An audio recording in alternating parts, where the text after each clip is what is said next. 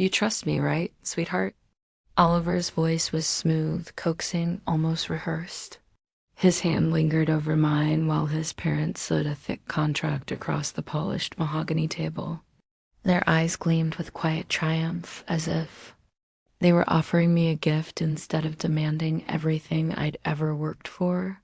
I smiled faintly, studying the storm brewing in my chest. Of course, darling. That's why I know you won't mind what I've prepared. The room froze. Chairs creaked as they shifted, sensing something was wrong. And that's when the butler stepped in, announcing, "Ma'am, your lawyer has arrived." But to understand that moment, you'd have to know how I got here. I met Oliver 6 years ago in Chicago, back when my entire life revolved around my career. Real estate was my domain. I built a portfolio brick by brick, house by house. I wasn't wealthy in the flashy sense, but I was independent, secure, and proud of what I had built for myself. Oliver appeared like the perfect complement, confident, refined, dressed in tailored suits and whispering about high-end ventures. He carried himself like someone born into privilege, and his parents, Thomas and Victoria, radiated the same aura. Their estate was dripping in antiques and oil paintings of grim ancestors, every corner screaming of old money, but something always felt staged. Their compliments often landed like veiled warnings. "You're so lucky to be joining our family. You must feel grateful for the stability we can provide." As if I'd been a stray they'd plucked from the streets. Oliver, too, would sometimes reveal cracks. He'd borrow cash and conveniently forget to return it. Once, he suggested I sign on a property deal under my name, pitching it as a tax advantage. My gut told me otherwise, but love has a way of dulling sharp instincts.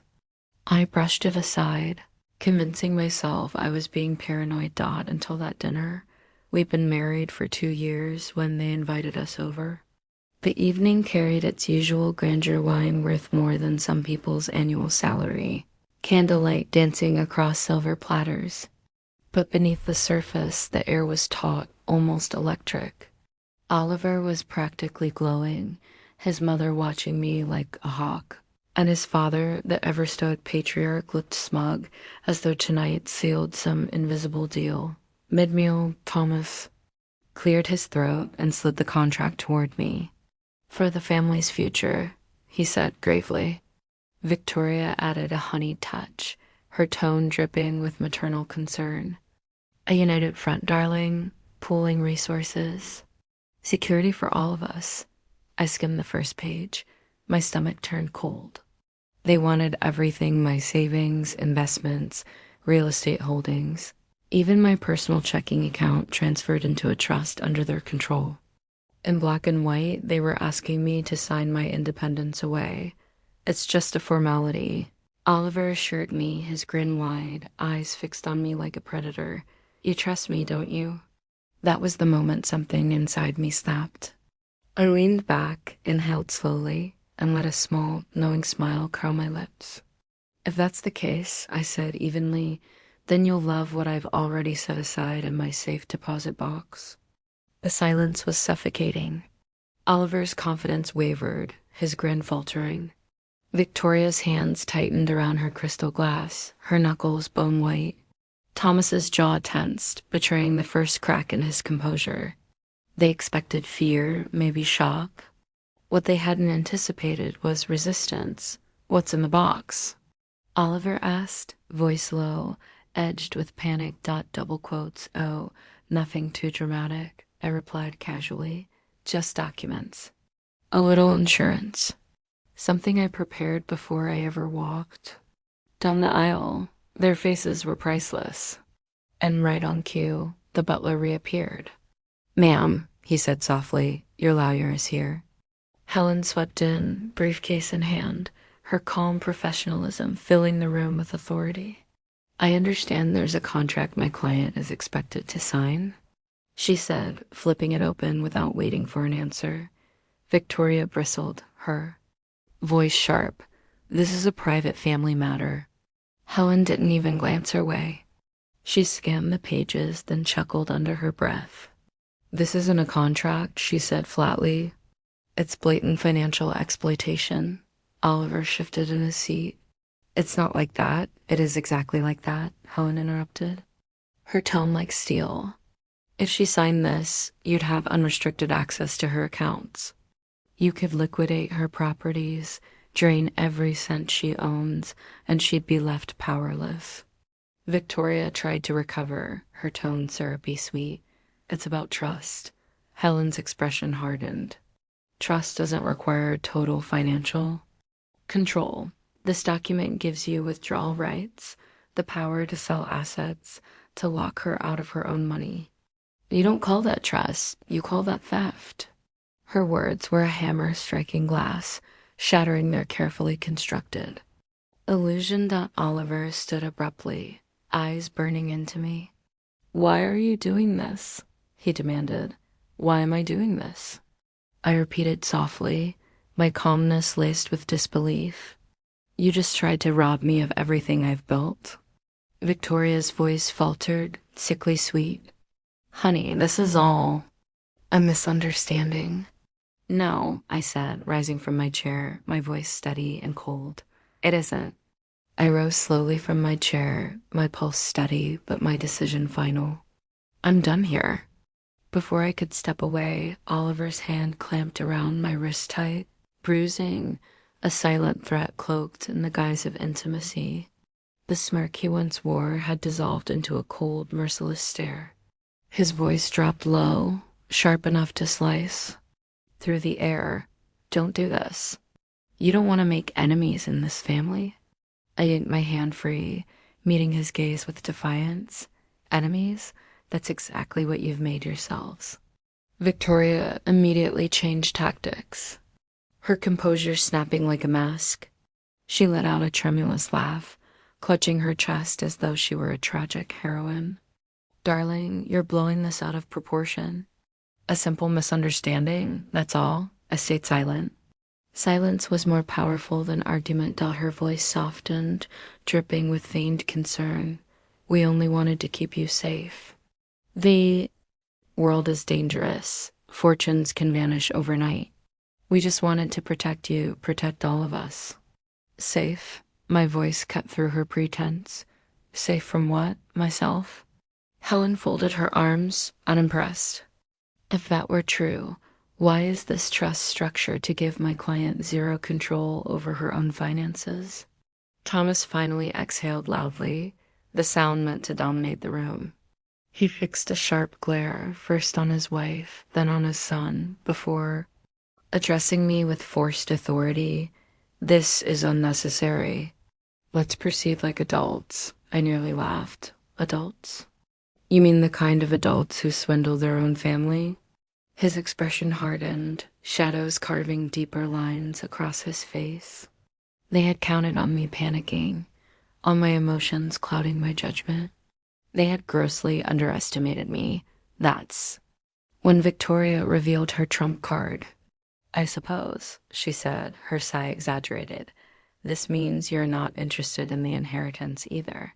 My head snapped toward her. Inheritance? Oliver's eyes flashed a warning at his. Mother, but she pressed on, feigning innocence. Oh, he didn't mention? His grandfather's estate in Rhode Island, the true family fortune.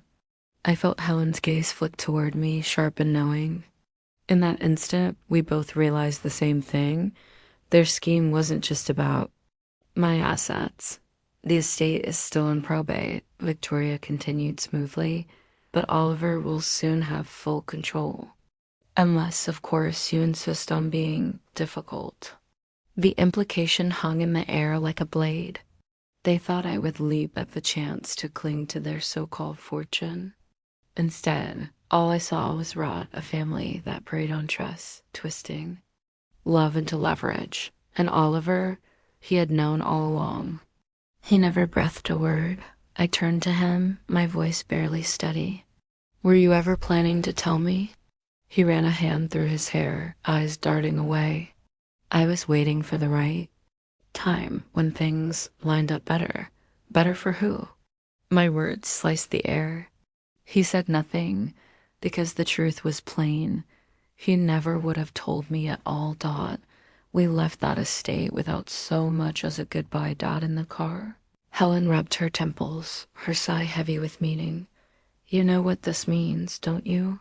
Yeah, I whispered. They're not just after my money. Exactly. She tapped her fingers against her briefcase. If that Rhode Island estate is as large as they claim, they'll stop at nothing to secure control. I stared out the window, my mind racing. What do you think the odds are that Oliver's already drowning in debt? Helen's head turned slowly, her look confirming my suspicion. You believe he's hiding something? Unsure of it? Looking back, the signs were obvious. The expensive suits, the designer watches, the luxury trips, yet bills mysteriously. Unpaid. He flaunted wealth that never generated it. If Oliver was buried under debt, then the trust wasn't just greed. It was desperation. The very next morning, I did what love had blinded me from doing for years. I hired a private investigator. I wanted everything: his debts, his credit, his secrets. What came back shattered me. Oliver was drowning maxed out. Credit cards, unpaid personal loans, even a business loan he had secretly taken out in my name. Rage surged through me. That evening, I confronted him, the evidence clutched in my hands. How long have you been stealing from me? His eyes widened. With false innocence. What are you talking about?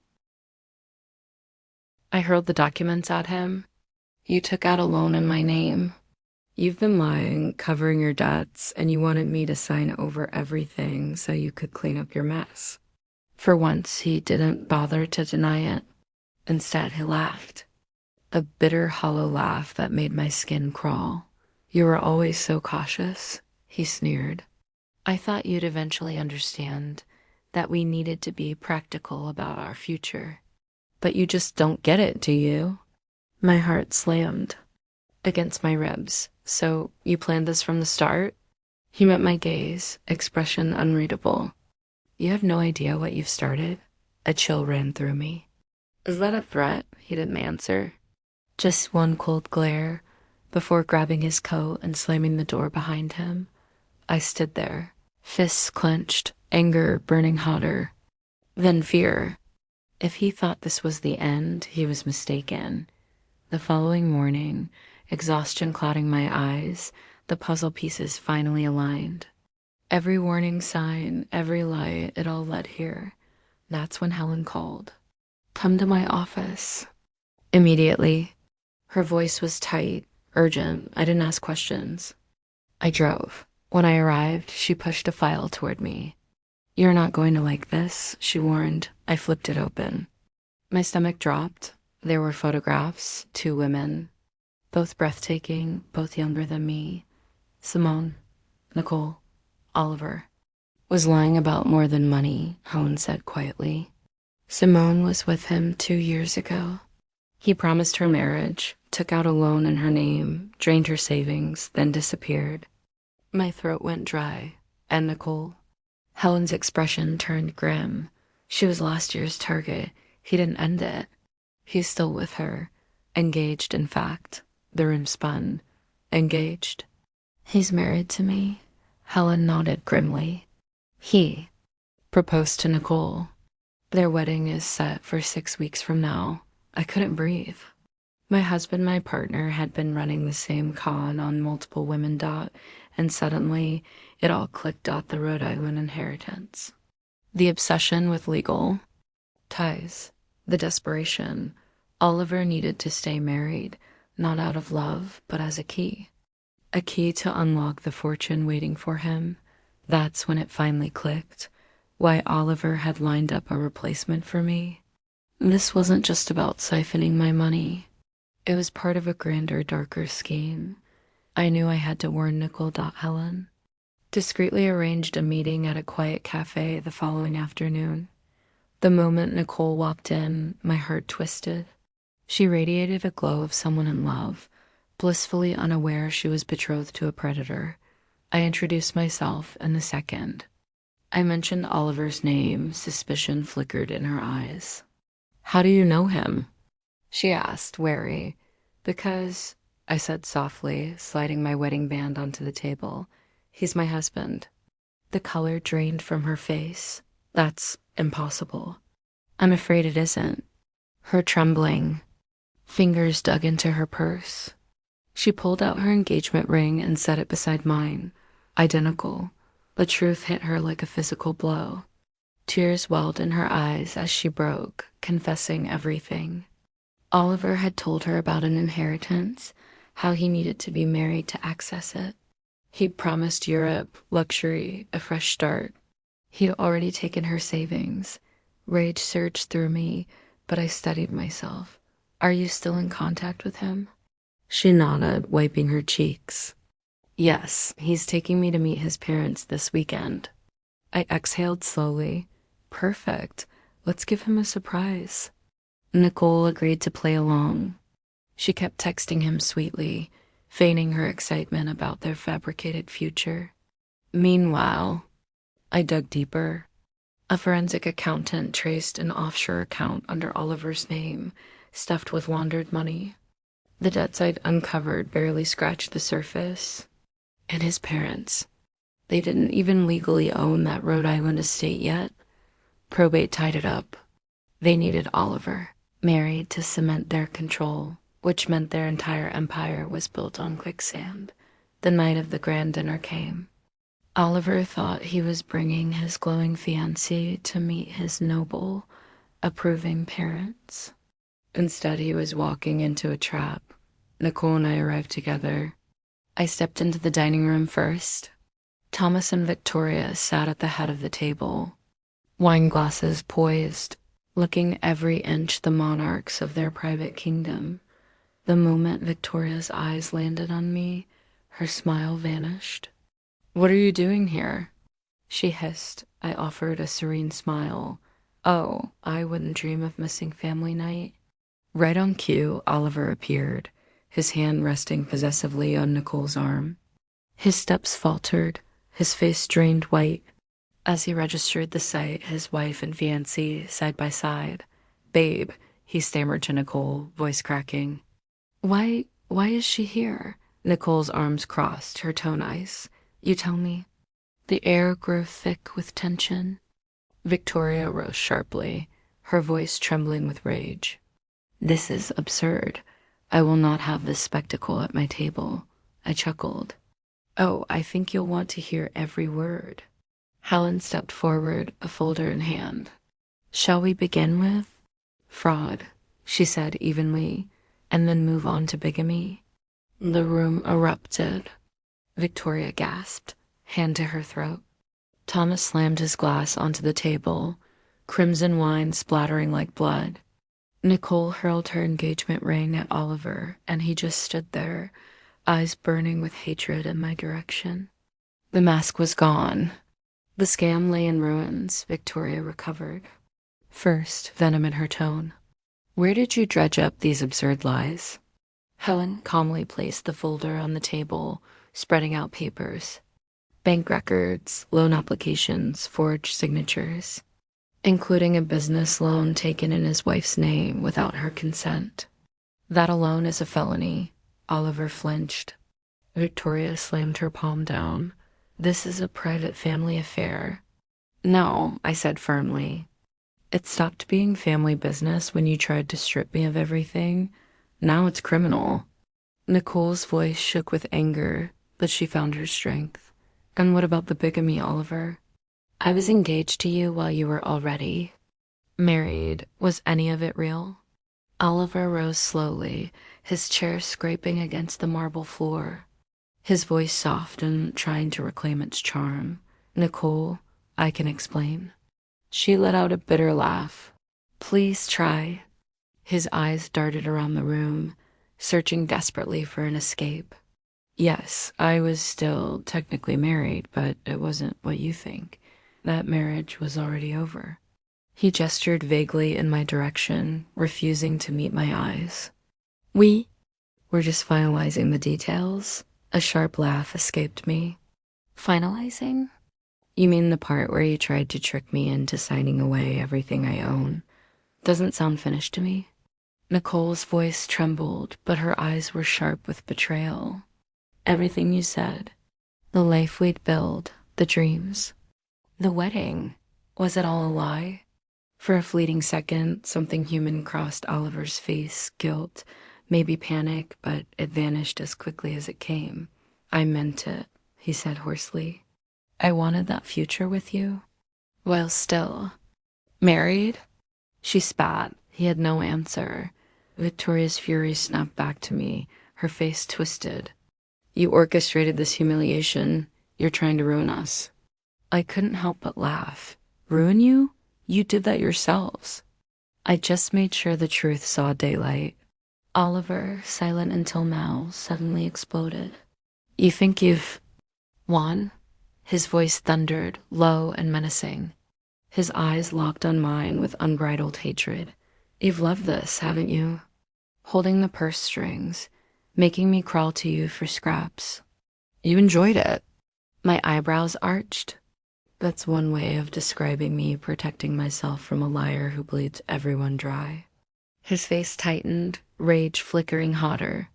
He slammed a hand onto the table, leaning forward, his voice dropping to a deadly whisper. You never gave.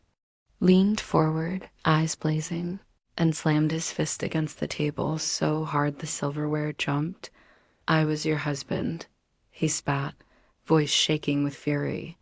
You were supposed to stand by me, not betray me like this.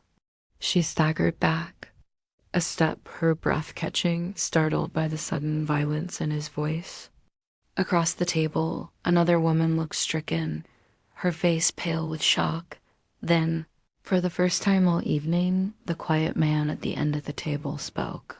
His voice was low but commanding. Sit down. The angry man's nostrils flared, chest heaving. For a moment, it seemed he might explode again. But finally, with visible restraint, he lowered himself back into his chair. The attorney at the head of the table cleared her throat and calmly shuffled her papers, the sound cutting through the tension like a blade. Since emotions are running. Hi, she said evenly. Let's be precise. She lifted one page. First charge fraud. The money you took has already been reported. It's on record. His hands balled into fists beneath the table. Second charge, she continued without pause. The forged signatures on that business loan, taken out in your wife's name, also reported. The woman beside him gasped, her face draining of color. You went to the police?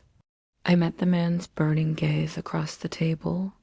You really thought I'd just let you walk away without consequences?